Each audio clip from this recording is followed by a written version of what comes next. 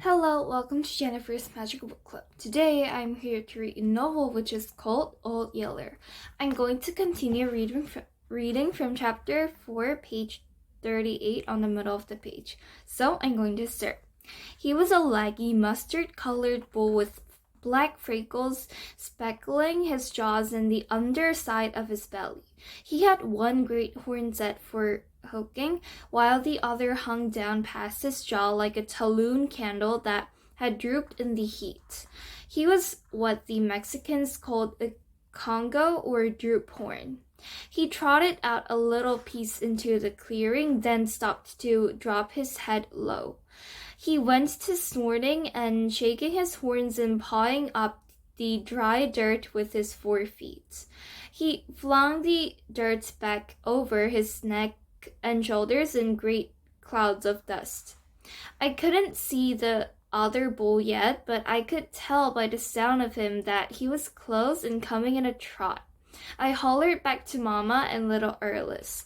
They're fixing to fight right here where we can all see it.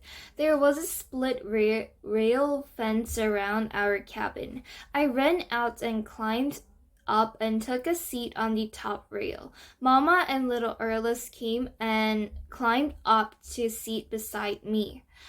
Then from the other side of the clearing came the second bull. He was the red roan I'd seen at the salt licks that the day I shot the doe.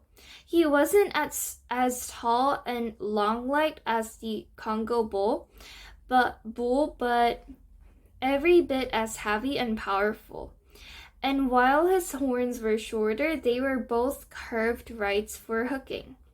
Like the first bull, he came blaring out into the clearing, then stopped to snort and sling his wicked horns and paw up clouds of dust. He made it plain that he wanted to fight just as bad as the first bull. About that time, from somewhere behind the cabin came Old Yeller. He charged through the rails, bristled up and roaring almost as loud as the bulls.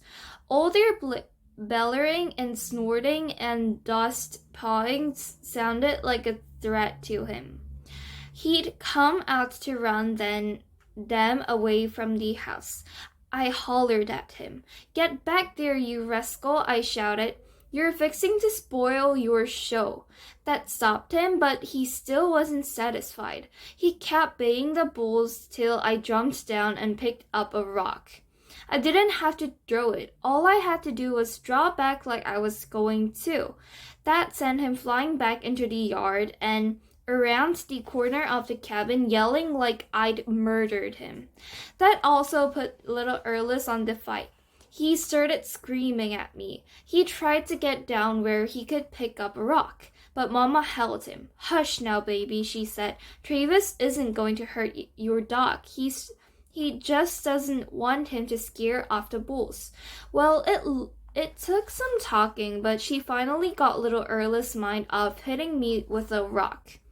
I climbed back up on the fence. I told Mama that I was betting on Congo.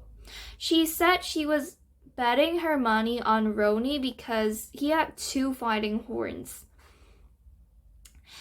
We sat there and watched the bulls get ready to fight and talk and laughed and had ourselves a real good time.